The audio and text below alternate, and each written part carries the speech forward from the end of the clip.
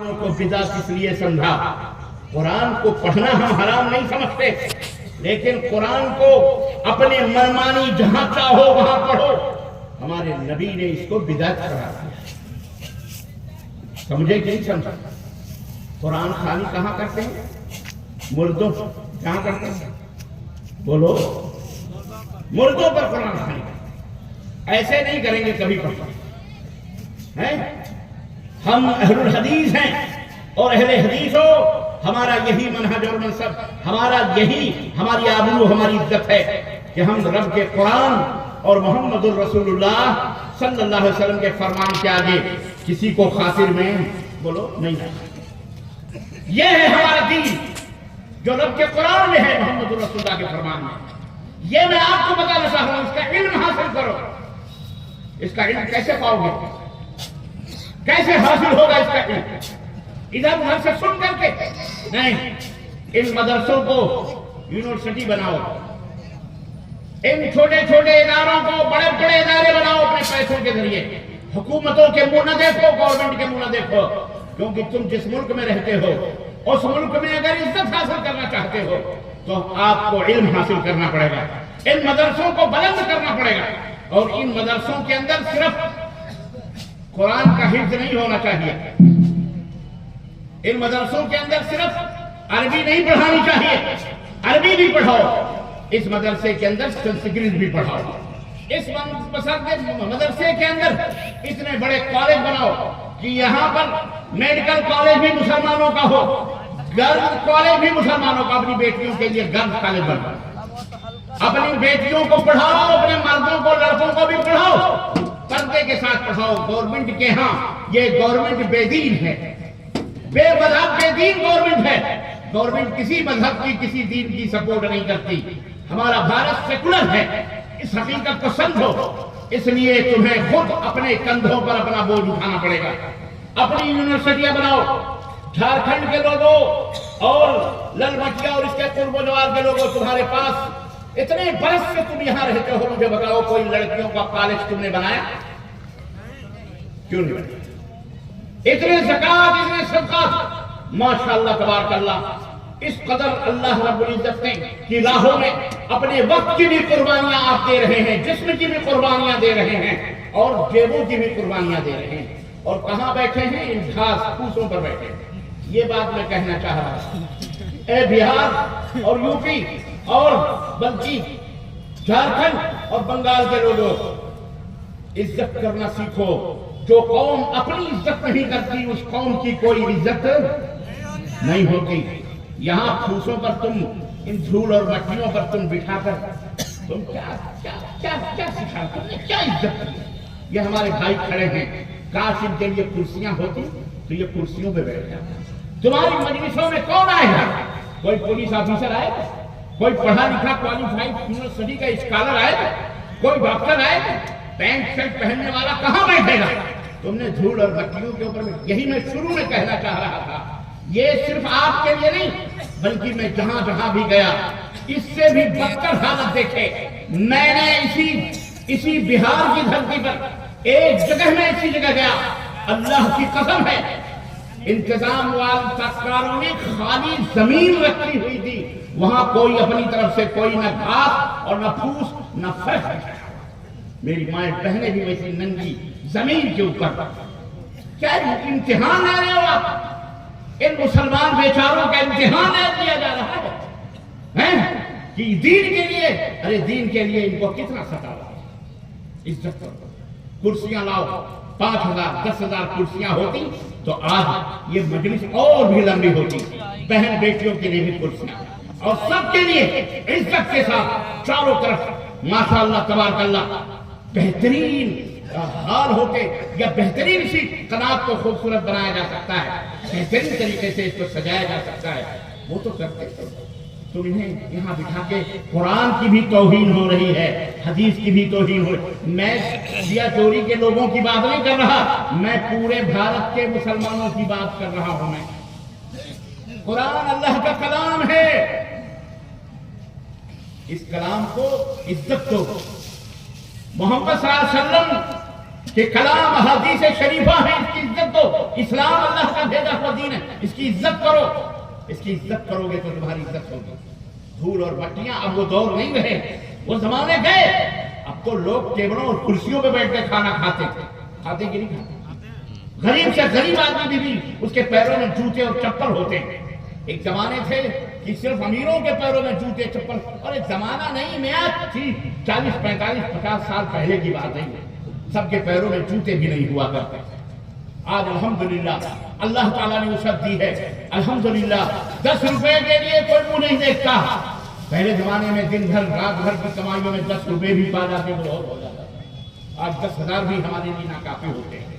تو میں عرض یہ کر رہا تھا، اس لیے آئندہ جب بھی کوئی جلسہ ہو تو باقاعدہ اس کے لیے پلاننگ کے ساتھ منظم طریقے سے چاروں طرف کناتیں لگا دی جائیں، کرسیاں رکھ دی جائیں، بہترین صوفے رکھے جائیں، لوگوں کو دعوت دی جائے، پولیس والوں کو بھی، حکومت والوں کو بھی، مسلمانوں کو بھی، غیر مسلموں کو بھی، کیونکہ ہمارا دین یہ ہمارے باپ کا نہیں، یہ اللہ کا ہے۔ اور جتنے بھی اللہ کے بندے ہیں، چاہے وہ کلمہ پڑھنے والے ہوں، چاہے وہ بے کلمہ ہوں، یہ اللہ کا دین سب کے لیے ہے۔ اور سب کو سناؤ، سب کو بتاؤ، سب کو گیان دو قرآن کا، سب کو گیان دو رسول اللہ صلی اللہ علیہ وسلم کی شخصیت اور آپ کی سیرت کا، اور اس کو بتاؤ۔ یہ ہمارا فریضہ ہے، یہ ہماری ذمہ داری ہے۔ اس لیے میں درخواست کروں گا میرے عزیزوں سے، میں اپنے بھائیوں سے، کہ سال 2 سال کے اندر ہماری بچیوں کے لیے ایک کالج ہونا چاہیے جہاں بہترین ٹیچ کر کے وہاں پر، اور ایک نہیں اور بھی کالج دھیرے دھیرے قائم کیے جائیں۔ مالداروں سے میری درخواست ہے کہ اپنی زمینیں وقف کری جائیں، اور اس کے اندر چاہے وہ چھپر کے کالج بنائے جائیں، اینٹ اور پتھروں کے ہی سے ہی بنا کر، اور اس کے اندر بہترین اسکالرس لائے جائیں۔ لڑکوں کو بھی یہیں پر تعلیم دی جائے، ان کے لیے میڈیکل کالج قائم کیے جائیں، لا کالج قائم کیے جائیں، ان کے لیے جو ہے سی اے کے کالج تو نہیں، ان کے لیے تعلیم کا بندوبست کیا جائے، انجینئرنگ کالج بنائے جائیں، آئی ٹی کالج بنائے جائیں۔ یہ تمام سب کالج بنانا ہمارا کام ہے۔ کسی کے سہارے مت رہو، اللہ کا سہارا لو اور محنت کرو، مزدوری کرو، علم حاصل کرنے کے لیے اپنے پیسوں کو، اپنی جیبوں کو کھولو، اور اپنے قائدین اور اپنے رہنماؤں کے کندھے سے کندھا ملا کر آگے بڑھ کر اپنے قوم و ملت کو آگے بڑھاؤ۔ انشاءاللہ تبارک و تعالیٰ یہ دنیا تمہارے قدموں پہ جھکنے کے لیے مجبور ہوگی انشاءاللہ۔ بات سمجھ میں آ رہی کہ نہیں؟ بولو، پڑھو گے، پڑھاؤ گے، بھارت کو آگے لے جانے میں یوگدان کرو گے، جاہل نہ رہو۔ ہمارا دین اسلام ہمیں جاہل نہیں دیکھنا چاہتا۔ ایک ایک بچے کو پڑھاؤ، اور میں مدارس کے ذمہ دارانوں سے بھی کہوں گا، کسی کے اوپر بھی آپ اپنے آپ کو چھوٹا مت سمجھو۔ کسی کا بھی بچہ ہو، اس کو پڑھاؤ، اس کو پڑھاؤ، بھلے اس کے ماں باپ غریب ہی کیوں نہ، وہ بچہ یتیم ہی کیوں نہ، وہ شرارت ہی کیوں نہ کرے، وہ بدماشی کیوں نہ کرے، نہ مارو اسے نہ ستاؤ، پیار دے کر کے اسے پڑھاؤ۔ وہ کم از کم تمہارے مدرسے میں شریف تو بنے گا، نمازی تو بنے گا، کم از کم 5 وقت کی نماز تو پڑھ رہا ہے وہ۔ یہی کیا کرتا ہے؟ یہ بہت بڑی بات ہے، یہ بہت بڑی بات ہے۔ میرا خیال ہے اسٹیج پر علماء کرام تھک چکے ہیں، اب بہت سارے منتظر بھی ہیں، اس لیے میں اپنی بات کو مختصر کرتے ہوئے اس علم کے تعلق سے اتنی بات، یہ بیداری میں نے پیدا کی ہے۔ عزیزان گرامی، اس نصیحت کو اپنے ذہن و دماغ میں بٹھانا کہ بے علم نہ تما خدا را شناخت، کہ جو بے علم ہوتا ہے وہ اللہ کو کبھی پہچان سکتا۔ اس لیے اولئک کالانعام بل ہم اضل، جو بے علم ہوتا ہے وہ شرک کرتا ہے اللہ کے ساتھ، اور اللہ فرماتا ہے وہ جانور ہیں، جانوروں سے بھی بدتر ہیں۔ اس لیے علم کے قلعے بناؤ، علم میں آگے بڑھو، اور اپنے بچوں کو، اور سنو، قرآن قرآن قرآن سب سے پہلے کوئی علم حاصل کرنے کے لیے کوئی عمر نہیں ہوتی، چاہے بوڑھے ہو گئے ہو، قرآن پڑھنا نہیں جانتے۔ رمضان المبارک کا مہینہ آ رہا ہے، شہر رمضان الذی انزل فیہ القرآن قرآن کا مہینہ آ رہا ہے، تمام مہینوں کا سردار آ رہا ہے، بڑی خوشدلی سے اس کا استقبال کرو، اسے ویلکم کہو، اسے سواگتم کہو، مسجدوں کو صاف ستھرا کرو، حمامات ٹوائلٹس کو کلین کرو، آئینے کی طرح بالکل کوئی میل کچیل نہیں ہونی چاہیے۔ اور گاؤں کے لوگوں اگر خادم نہیں رکھ سکتے تو ماؤں بہنوں کی ٹولیاں بنا کر، ہم نے دیکھا بچپن میں ہمارے مسجدوں میں ہماری مائیں بہنیں بیٹیوں کو باقاعدہ چھوڑ دیا جاتا تھا، چھوٹی چھوٹی 8-8 9 10 سال کی بچیاں پورے مسجد کو جھاڑو مارتی تھیں، پوچھا لگاتی تھیں، ایک ایک دن کے ایک گرد و غبار کی صفائی ہوتی تھی۔ حمامات ٹوائلٹس تو اس زمانے میں نہیں تھے، لیکن جو کچھ بھی تھے ان کی صفائی ہوتی تھی۔ آج باقاعدے ان حمامات اور ٹوائلٹس کو صاف کرنے کے کلینر بھی آ چکے ہیں، اس کے لیے پاؤڈر بھی آ چکے ہیں، صابن بھی مختلف طریقے سے آ چکے ہیں۔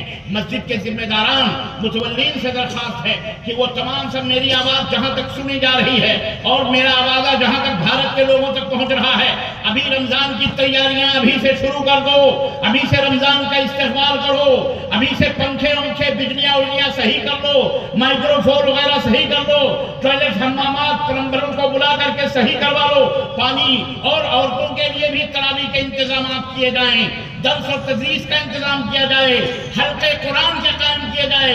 علماء حضرات کو چاہیے کہ مسجدوں کے ائمہ وہ لوگوں کو بیٹھ کر قرآن بھی سکھائیں اور لوگ قرآن بھی پڑھیں، اور مسجدوں میں قرآن کو رکھا جائے، مسجدوں کے اندر کولر لگائے جائیں پانیوں کے، کہ تاکہ روزہ کھولنے کے بعد ادھر ادھر کے پانی نہ پئیں۔ بلکہ آپ کو پتہ ہے حضرت علی رضی اللہ تعالیٰ عنہ فرماتے ہیں کہ میرے نزدیک ایک گلاس پانی کسی بھائی کو پلا دینا 10 دفعہ نفلی حج کرنے کے برابر ہے، 10 دفعہ نفلی حج کرنے کے برابر ہے۔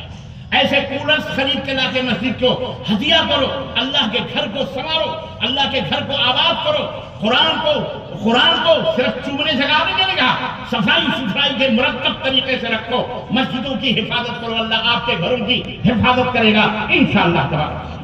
قرآن کا یہ مہینہ قرآن کا آ رہا ہے، اس کا استقبال کرو بڑی ہنسی سے، مسکراہٹ سے، اور لوگوں کو کھاؤ کھلاؤ پلاؤ۔ اللہ ہمیں کہنے اور سننے زیادہ عمل کرنے کی توفیق عطا فرمائے، اور بار الہ ہماری صفوں میں اتفاق و اتحاد عطا فرمائے، اور اللہ تعالی ہمارے دلوں کو اپنے دین کے لیے کشادہ فرمائے، اپنے وطن کی اپنے دین کی خدمت کرنے والا بنائے، اپنے بال بچوں کے حقوق، اللہ کے حقوق، بڑوں کے چھوٹوں کے سب کے حقوق کو ادا کرنے کی توفیق عطا فرمائے۔ آمین یا رب العالمین۔ وصلی اللہ علیہ محمد وعلی آلہ وصحبہ اجمعین۔ والسلام علیکم ورحمۃ اللہ وبرکاتہ۔ الوداع جھارکھنڈ، الوداع، انشاءاللہ زندگی رہے گی تو پھر ملاقات ہوگی۔ السلام علیکم ورحمۃ اللہ وبرکاتہ۔